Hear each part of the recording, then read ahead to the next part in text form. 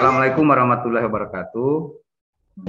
Waalaikumsalam warahmatullahi wabarakatuh. Selamat malam, salam sejahtera untuk kita semua. Baik Bapak Ibu, yang saya hormati Ibu Prof.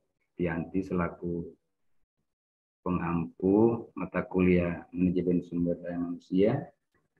Bapak Ibu, teman-teman mahasiswa yang saya cintai, saya banggakan. Baik, saya akan menyampaikan materi saya, judul makalah yang saya sudah buat, yaitu dengan judul Sistem Informasi Sumber Daya Manusia.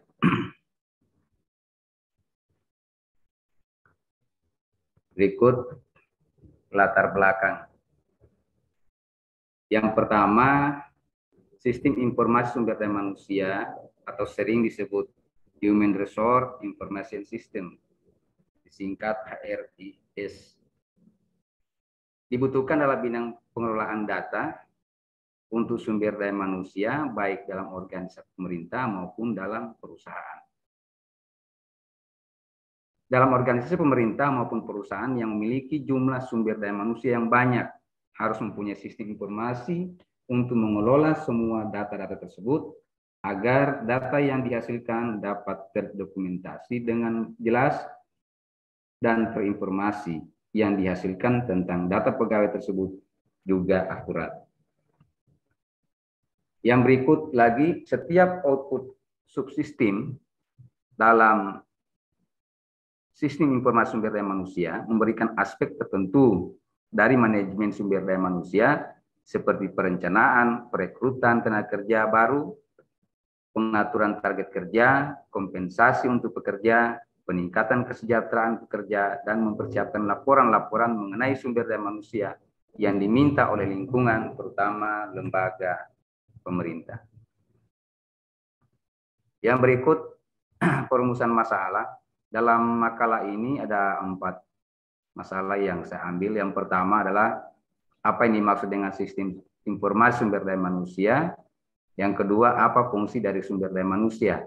Yang ketiga, apa saja sumber sistem informasi sumber daya manusia. Dan yang keempat, apa saja komponen sumber daya manusia.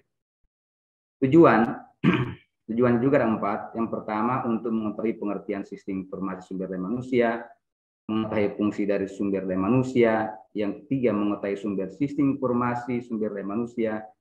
Dan yang terakhir, mengetahui komponen sumber daya manusia.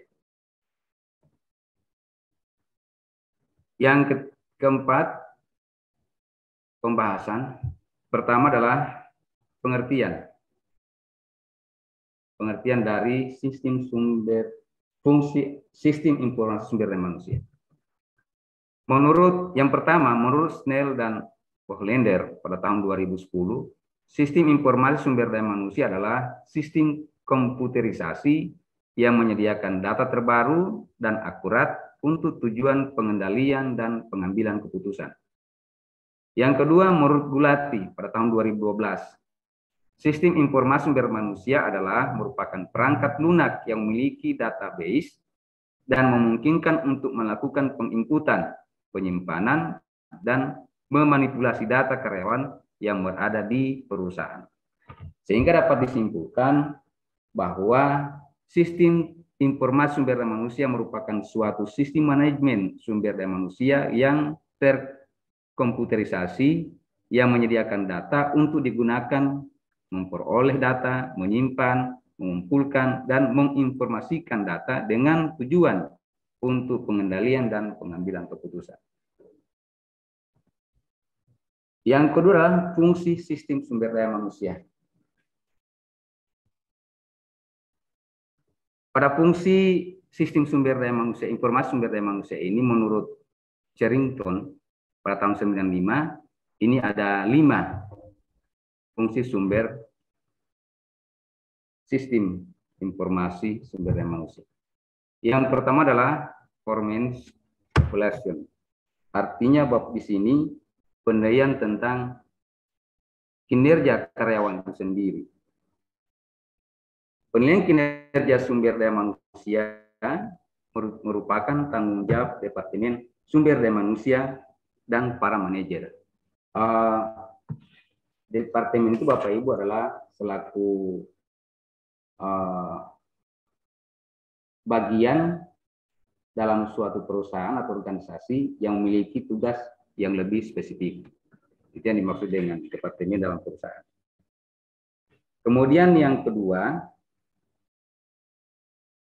adalah kompensasi.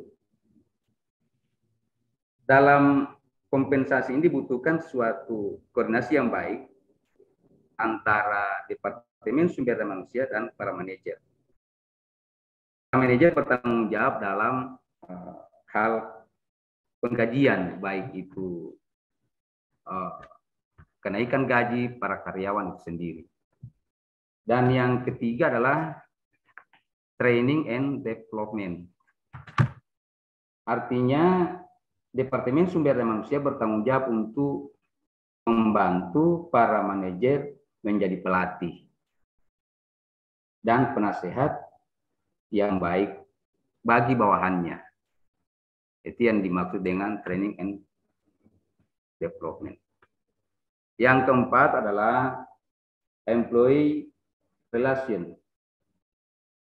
Artinya, Departemen Sumber Daya Manusia bertanggung jawab untuk menghindari praktik-praktik yang tidak sesuai aturan dalam perusahaan itu.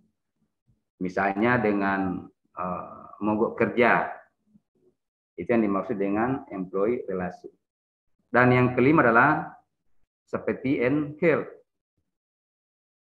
Setiap perusahaan wajib untuk memiliki dan melaksanakan program keselamatan dan mengurangi kejadian yang tidak diinginkan dan mencapai kondisi yang sehat. Jadi artinya di sini perusahaan itu membuat satu program yaitu tentang keselamatan kerja atau karyawan perusahaan itu sendiri. Yang berikut adalah sumber sistem informasi sumber daya manusia. Nah, dalam sumber sistem informasi sumber daya manusia ini ada 4. Yang pertama adalah blanko lamaran. Ini merupakan sumber sistem informasi sumber daya manusia. Yang kedua adalah evaluasi penting. Dan yang ketiga, tindakan kedisiplinan. Dan yang terakhir adalah daftar gaji. Itu merupakan sumber sistem informasi sumber daya manusia. Yang keempat adalah komponen sistem informasi sumber daya manusia. Nah, komponen sistem informasi sumber manusia ini menurut Henry Shimomura pada tahun 2004 itu ada 3. Yang pertama adalah fungsi masukan, berfungsi sebagai fungsi masukan. Artinya memberikan kemampuan untuk memasukkan informasi personalia ke dalam sistem informasi sumber daya manusia. Fungsi ini mengumpulkan data seperti siapa yang mengumpulkan data, kapan dan bagaimana data itu diproses. Yang kedua adalah komponen yang kedua adalah sebagai fungsi pemrosesan. Fungsi pemeliharaan data baru, memperbarui data dan menambahkan data baru ke dalam basis data yang ada. Jika tidak terkomputerisasi, karyawan melakukan hal ini dengan cara secara manual, yaitu dengan mengarsipkan dokumen-dokumen berupa kertas dan membuat masukan-masukan data ke dalam arsip-arsip. Sistem yang terkomputerisasi melakukan fungsi ini secara akurat dan cepat. Yang ketiga adalah fungsi pengeluaran. Ini komponen yang ada pada setelah kesimpulan. Sistem informasi manajemen sumber daya manusia adalah sebuah sistem yang mendukung proses pengambilan keputusan dengan menyediakan berbagai informasi yang diperlukan. Informasi yang disediakan merupakan berbagai informasi mengenai pegawai dalam sebuah organisasi atau perusahaan. sistem informasi sumber daya manusia sangat penting dalam suatu perusahaan karena kesuksesan suatu perusahaan salah satunya ditentukan oleh kualitas sumber daya manusia yang terdapat dalam perusahaan tersebut. Kegiatan utama sumber daya manusia adalah perekrutan dan penerimaan, pendidikan dan pelatihan, manajemen data, serta penghentian dan administrasi tunjangan. Mungkin itu singkat pemaparan saya tentang makalah yang berjudul Sistem Informasi Sumber Daya Manusia. Kami kembalikan ke moderator. Terima kasih.